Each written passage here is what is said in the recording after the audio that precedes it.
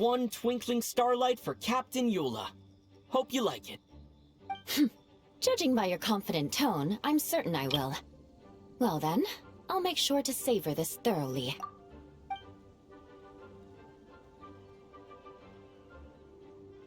Huh, not bad. Sweet and tingly, with a delightful airiness. The fizzy water really brings it to life. I suddenly feel full of vim and vigor. But just one glass doesn't quite scratch the itch. How about something with a bit more bite?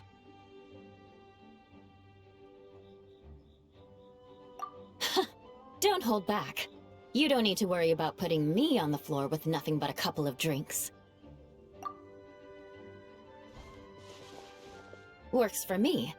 The first company hasn't assigned me any paperwork for tonight, so I'm free to catch up and try your new creations at my leisure.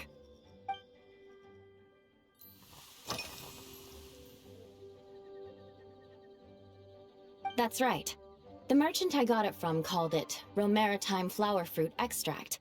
It has a very unique smell. Here, have a bottle. Oh, it's a necessary courtesy. In that book Miss Magistus lent me, The Blade Dancer, 20 Years On, it says, after a duel, a Fontanian swordsman will politely invite their defeated opponents to a banquet.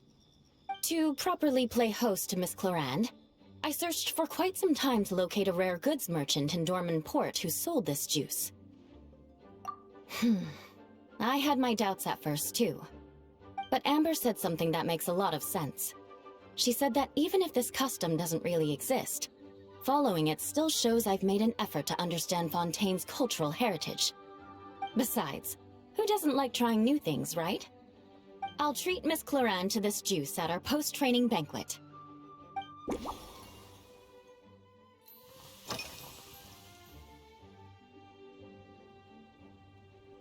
Yes, I have. For a while, the situation there was difficult. A gang of outlaw engineers was messing about with some sort of mechanism control technology, attempting to manipulate ruin graders so they could rob merchant caravans. To make matters worse, several veteran knights who had been stationed at Dorman Port were transferred to my squad, and they weren't happy to be taking orders from that Lawrence girl. Leading them on this mission was quite eventful. It took 3 weeks of stealth operations in the snow, with no fires to keep us warm, before we finally located the enemy's stronghold. Those veteran knights faced the bitter cold and were almost taken down by the enemy's smuggled battle mechs. Fortunately, the battle went our way, and they had no choice but to acknowledge my abilities. Me? I'm completely fine. But thank you for your concern. It was mentally tiring for sure, but fortunately, the operation wore them down far more than it did me. They won't be questioning my authority again anytime soon. If any new recruits try to make my life difficult, I'll just have my veterans give them a few friendly pointers. I guess you could call them a permanent solution, huh?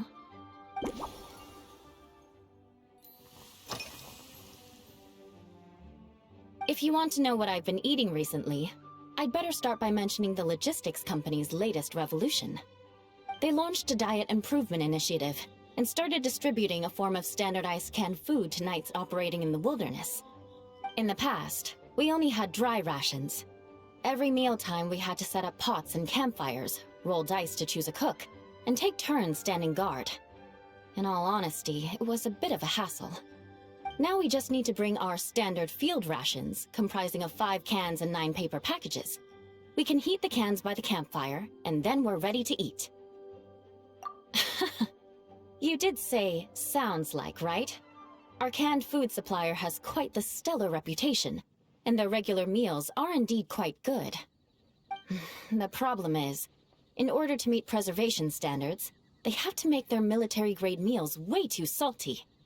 The vice captain of the 5th Company, who has a somewhat dry sense of humor, went so far as to say, this food's bad enough to bring down the wrath of Liyue's stove god. In any case, after eating it for a week, my taste buds have gone completely numb. You can hardly blame the logistics company. After all, it is hard to please everyone. Our feedback has already been submitted, and they should be working on fixing the issue. Of course, having fresh meals prepared in camp by a dedicated company chef is still the best option.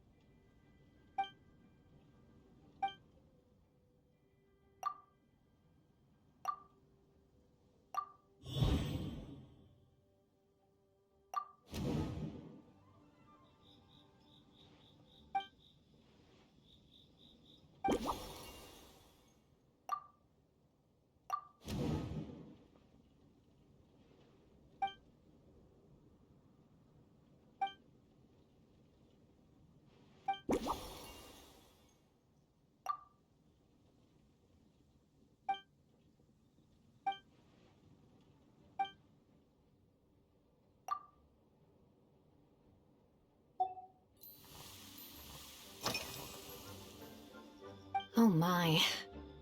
To be honest, I'm eager to begin, but also a little nervous.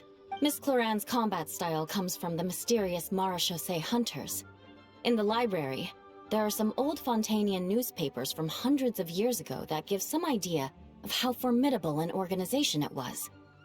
A more recent newspaper claimed that Miss Cloran was an orphan from an underwater kingdom, and that before battle she would perform rituals inviting spirits to possess her sword. Assuming these rumors are true, or that Miss Cloran's abilities might even be more extraordinary than that, it's important that I'm prepared for anything. Incorporating elements of swordsmanship into a drink? Huh. Certainly I sure could do with an energy boost, but how do you plan to express something like swordsmanship with a cocktail?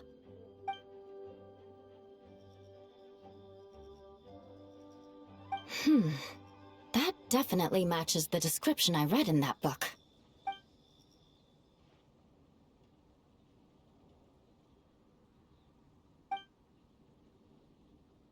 That's right. You really know your stuff. I doubt there's anyone else in all of Teyvat who could come up with such a perfect metaphor.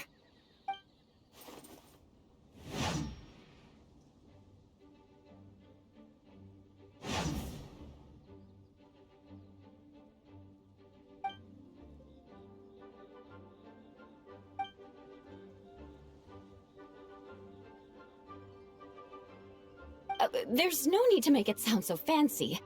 It's just an aristocratic variant of Favonius bladework, with a bit of personal flair.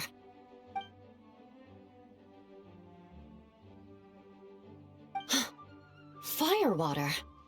In recent years, firewaters gained popularity the world over, following in the wake of prosperous Snezhnayan merchants. These days, almost every tavern has a signature drink that uses it as a base. You really are good. Why don't we try replacing the fruit wine with firewater? As for the alcohol content, that's not a problem. Plenty of the expedition team may have drunk themselves senseless with firewater. But me, I'm full of confidence.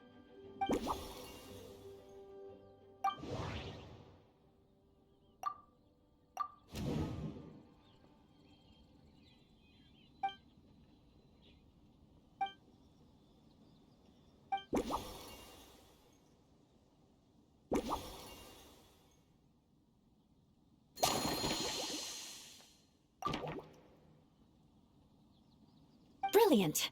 I'm looking forward to seeing how you do.